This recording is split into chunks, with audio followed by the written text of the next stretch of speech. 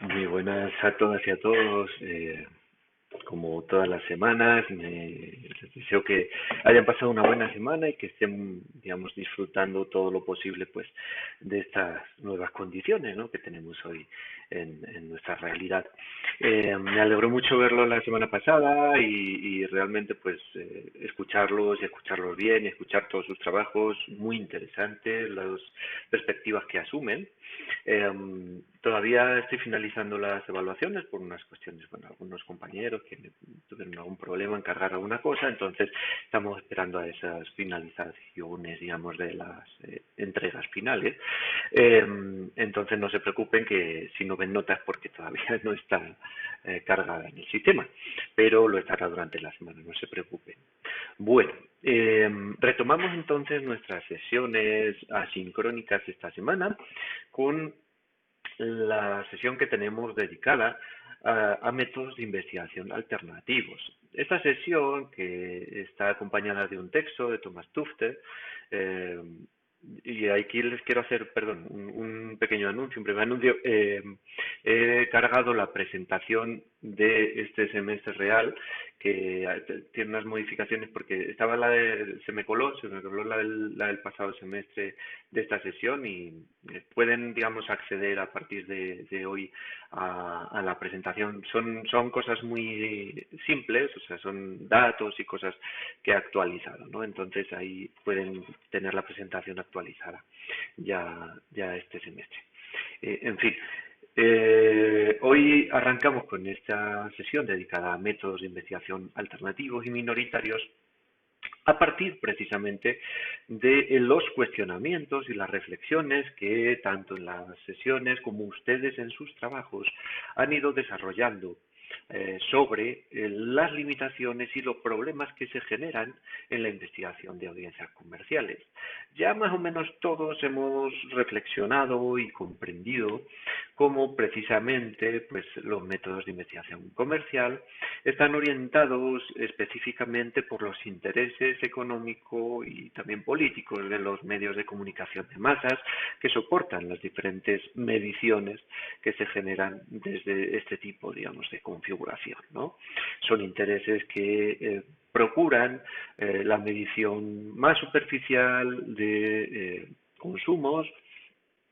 y de difusión, una medición masiva que intenta integrar las audiencias en bloques de, digamos, de desarrollo más masivo, en ese sentido, o audiencia como masa, como lo habíamos visto en esos textos iniciales de Amparo Huertas, que tienen, pues, unas características que convierten a esa conceptualización de audiencias en un tipo de audiencia, pues, más pasiva, homogeneizante, sin capacidad, digamos, de interpretación relevante, que es fácil de persuadir, y esas características, pues, se verán impregnadas en estos métodos de investigación. Como ya venimos viendo desde las primeras sesiones, estas formas de investigación comercial, pues, suponen una, digamos, eh, un recorte en la comprensión de la complejidad de las audiencias, suponen eh, un alejamiento entre la comprensión de lo que Napoli nos dice, lo que son audiencias reales, con lo que son audiencias medibles y por tanto con las audiencias esperadas. Entonces, a partir también de estos procesos de digitalización y de construcción de nuevas audiencias y nuevos consumos, esta brecha entre audiencia real y audiencia medible va a seguir expandiéndose y cada vez va a ser más grande, precisamente por la falta de adaptación. Veíamos en los textos que teníamos dedicados a la investigación a la investigación de audiencias comerciales que en este tipo de investigaciones se generaban una serie de errores, digamos, por conceptualizarlos, de medición que, pues, deponían de la deriva de corte estadístico que tienen estas metodologías, y que se traducían en tres tipos de errores, ¿no? El error muestral, errores de tipo muestral, que estaban más cercanos a la comprensión muestral del universo estadístico, errores conceptuales y errores de no respuesta. Estos tres errores, que están, como decíamos, pues conceptualizados de manera muy clara en los textos de Sullivan, etcétera, supondrán precisamente los grandes problemas a la hora de limitar esa comprensión de las audiencias, como habíamos estado pensando y como ustedes de manera brillante lo han reflejado en todos sus trabajos. Bueno, por tanto, antes de empezar a ahondar en la importancia de estos métodos de investigación otros, alternativos, minoritarios,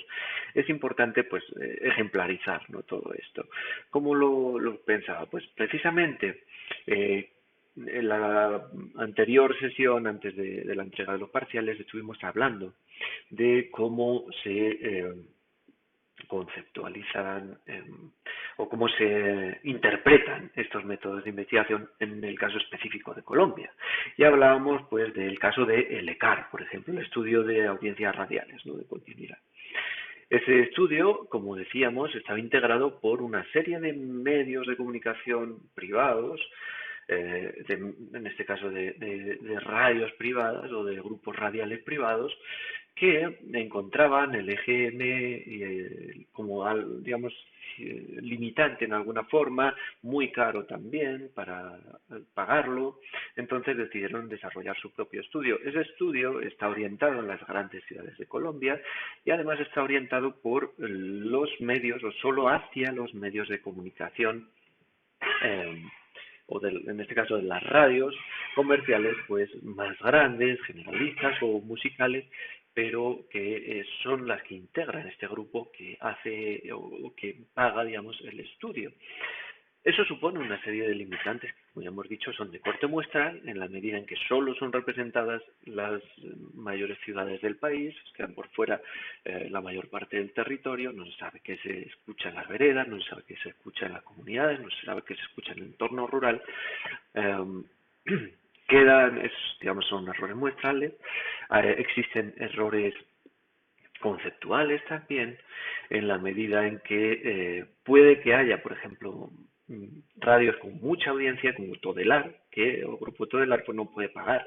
este estudio, entonces queda por fuera, se invisibilizan. Entonces, escuchar la radio no sería escuchar Todelar, ese es un error conceptual, o no sería escuchar radios de champeta en el Caribe, por ejemplo, porque no hacen parte de ese estudio, o radios de cumbia, que tuvieron un gran auge, hubo en algunas ocasiones que se incluyeron o no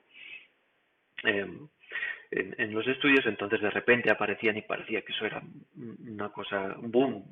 que realmente no era tal, porque se venía escuchando históricamente en muchas regiones. En fin, esos son errores, como decíamos, pues conceptuales. Otro error conceptual es que es una encuesta recordatoria, esto es error conceptual y de no respuesta, en la que se pregunta a quienes se llama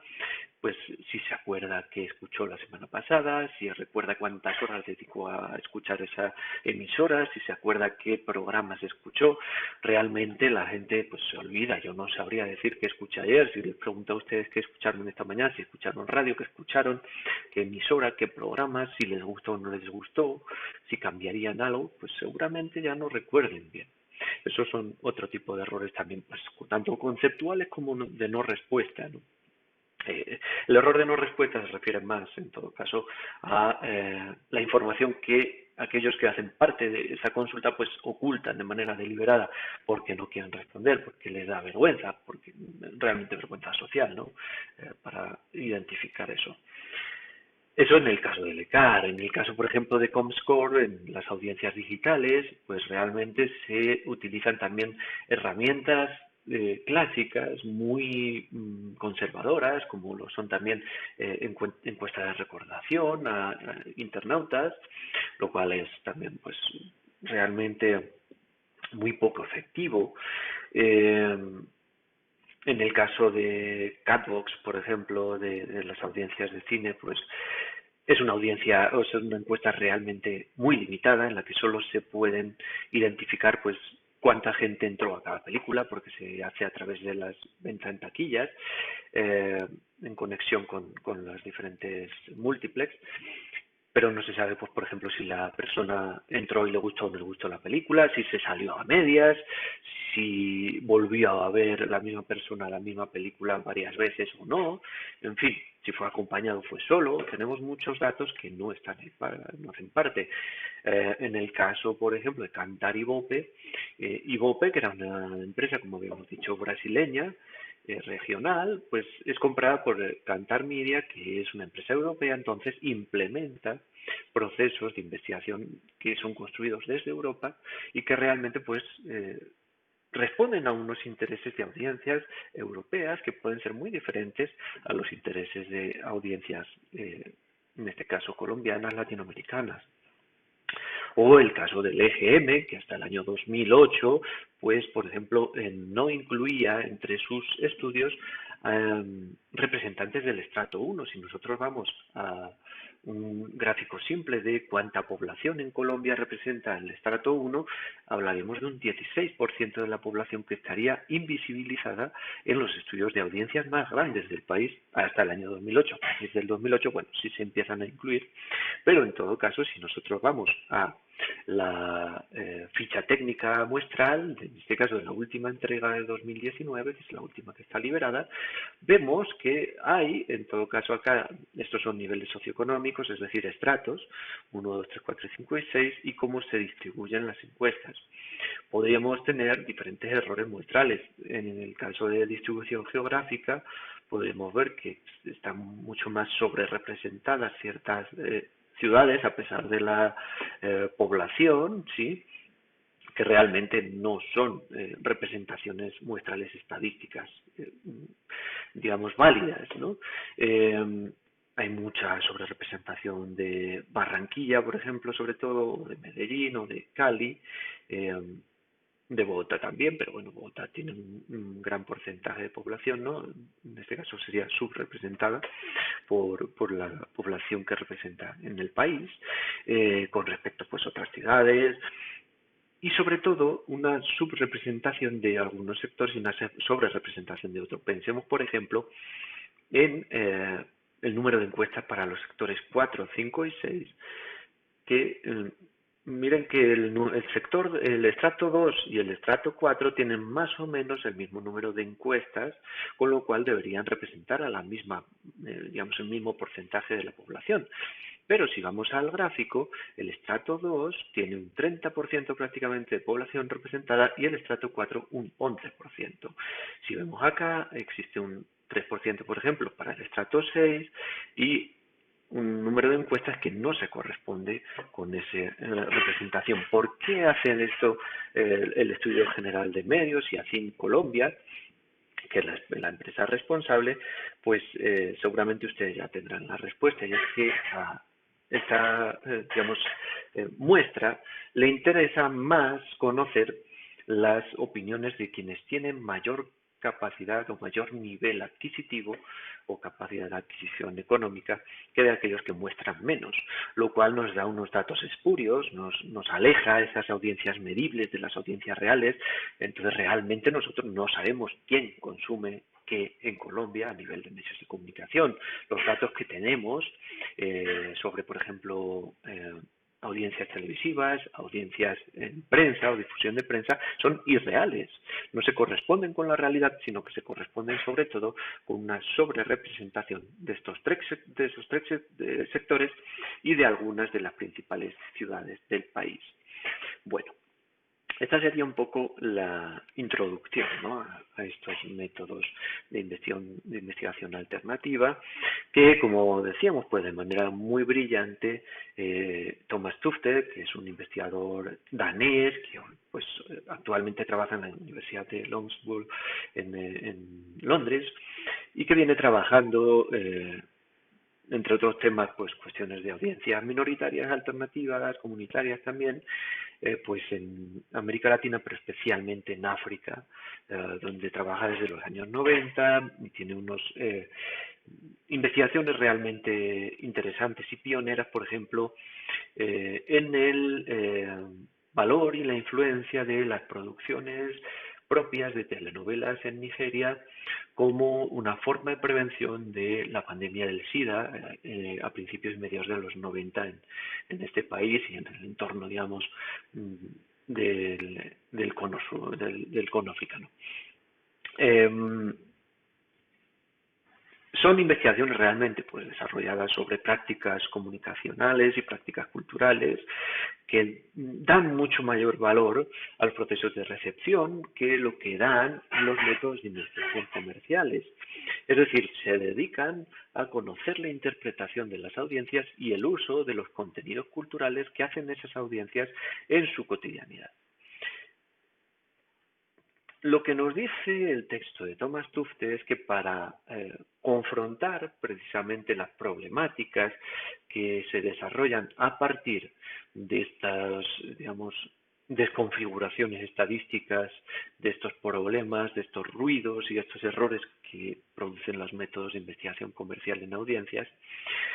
una de las salidas que podemos encontrar, o de las alternativas más bien, puede ser el hecho de provincializar las audiencias. Esto, digamos, sale del contexto de las investigaciones decoloniales y de estudios sobre las subalternidades, en las que pues, el concepto de provincializar nace en investigaciones de un investigador bengalí llamado Chakrabarty, en el que habla de provincializar Europa, ¿no? Y en realidad nos está contando cómo el desarrollo, digamos, de la investigación y de la economía del conocimiento europea, entre otros casos, pues a través de los procesos de colonización, provoca también la homogeneización en la comprensión metodológica y cognosciente, cognitiva, de los entornos coloniales, es decir, del sur global. En ese caso, pues Chakrabarty da el ejemplo de yo no sabía que Marx era blanco y europeo hasta que llegué a Europa, porque él pensaba, él tenía la imagen cuando hablaban de Marx en la universidad, etcétera, de que un señor pues bengalí, con barba negra, con la tez morena,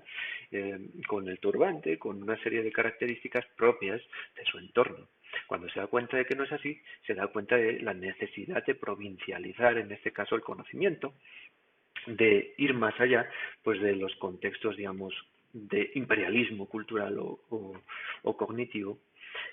y realmente pues adaptar las formas de conocimiento, de investigación, metodología, etcétera, a las necesidades coyunturales y contextuales de los diferentes lugares. Este concepto de provincialización lo adapta a la provincialización de las audiencias a través de estas tres características: la necesidad de analizar las audiencias desde la sensibilidad al contexto, ¿sí? Necesitamos conocer cuáles son los hábitos culturales, sociopolíticos, económicos, etcétera, del lugar de enunciación, del lugar donde se producen estos consumos, estas interacciones, y a partir de esa sensibilización al contexto, proponer investigaciones propias. Necesitamos desarrollar para ello aproximaciones interdisciplinares. La comunicación como tal no nos va a dar herramientas suficientes para conocer, digamos, esos usos y esas cotidianidades. Entonces necesitamos pues reencontrar investigación y metodologías desde la antropología, la ciencia política, la economía, las ciencias sociales, a veces incluso de las ciencias naturales, la ingeniería, etcétera, dependiendo mucho de esa necesidad contextual, y mezclar tradiciones de investigación, tradición crítica, con tradición más de corte más determinista o masiva, en fin, intentar adaptarse a esas necesidades reales, tal y como nos lo dice el autor danés. Esa sensibilidad al contexto la podemos pues, identificar con, por ejemplo, el ejemplo de Netflix, ¿no? Si nosotros vamos a los datos, por ejemplo, de las películas más vistas del mundo, nos damos cuenta que,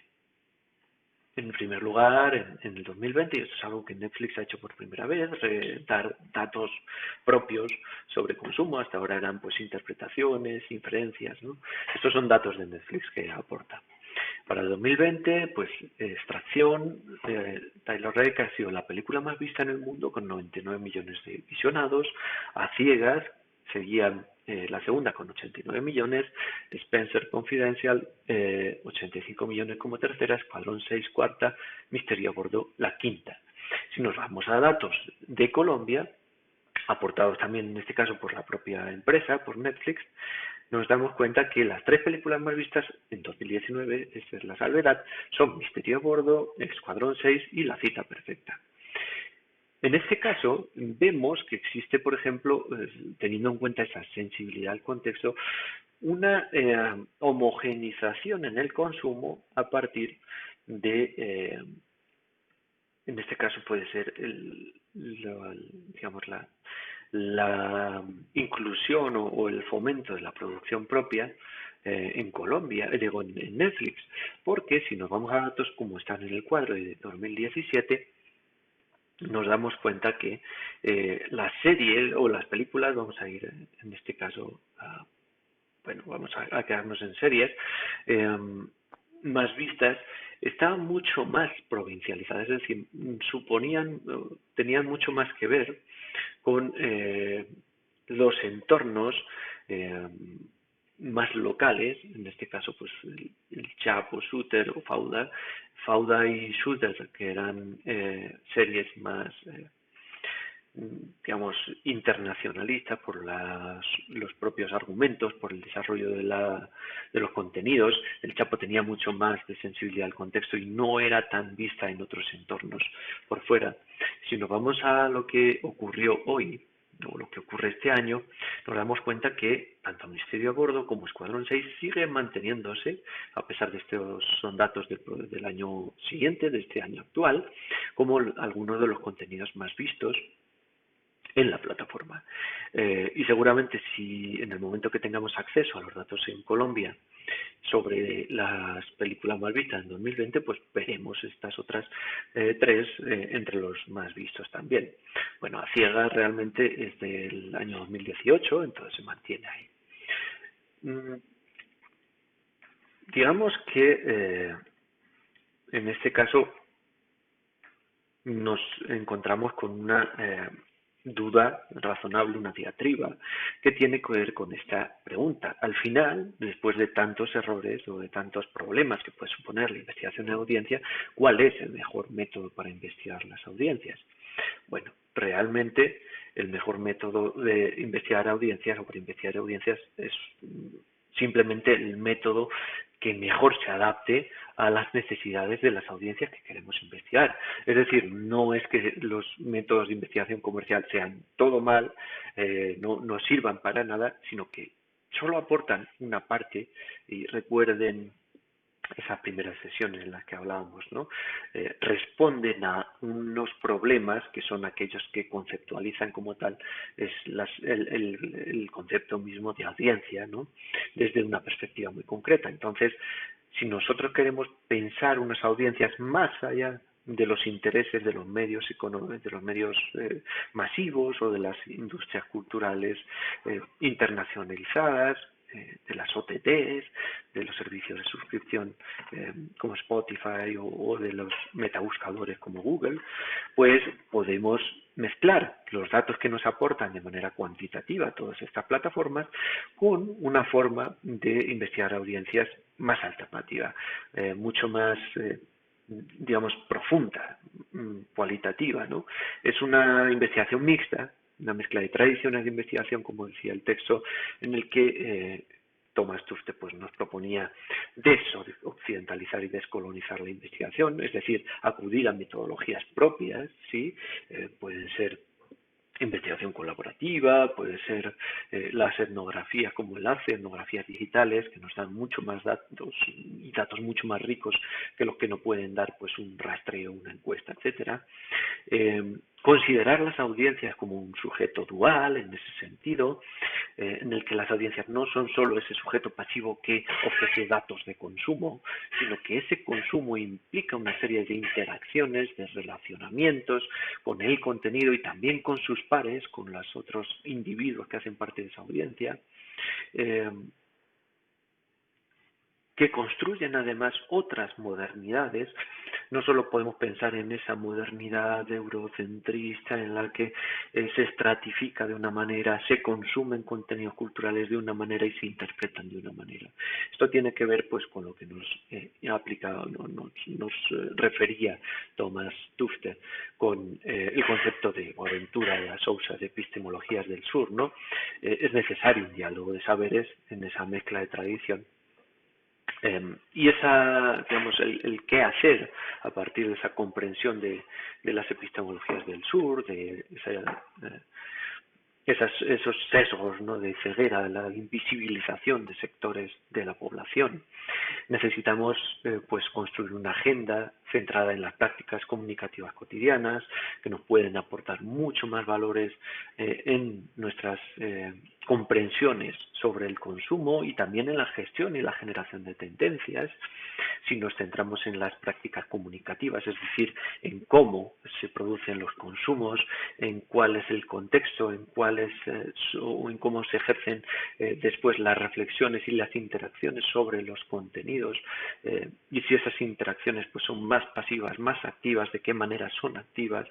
que no toda, digamos, la acción sobre el contenido cultural es la interacción en redes sociales digitales, que también es muy importante, sino también es otra acción más cotidiana en la que nosotros pues generamos unas redes también de vínculos y de afectos, y unas prácticas comunicativas que se ejercen como determinantes estructurales de influencia política. Pueden servir también como agentes de cambio para el desarrollo de acciones sociales a partir de modelos de comunicación no representacionales, es decir, cada uno ejerce un papel poderoso sobre lo que consume, y esos consumos se ejercen como procesos activos de formación de sentidos. La próxima semana entraremos y reflexionaremos sobre toda esta parte más teórica, de una manera más práctica, sobre el fenómeno fandom y cómo las propias audiencias generan, a partir de esto que está tan de moda, ¿no?, del hype y de también las decepciones generadas por los contenidos propios que se interpretan a veces como más relacionados con los intereses, las necesidades y las expectativas de dichas audiencias, ¿no? Esos desarrollos actuales pueden ser comprendidos mucho más profundamente a partir de la implicación de estas metodologías que, como decíamos, pues mezclan tradiciones. No es que abandonen de manera tajante la parte más cuantitativista, sino que hacen una investigación mixta en la que se generan pues esos valores también de la profundidad del dato, de la información que podemos obtener sobre los procesos y prácticas comunicacionales. Bueno, esta es un poco la reflexión que quería dejarles para esta semana. La próxima semana, como les digo, hablaremos desde un poco más, desde la práctica comunicativa, hablaremos desde algunos ejemplos y pondremos una serie de ejercicios también que complementen pues el desarrollo de las sesiones sobre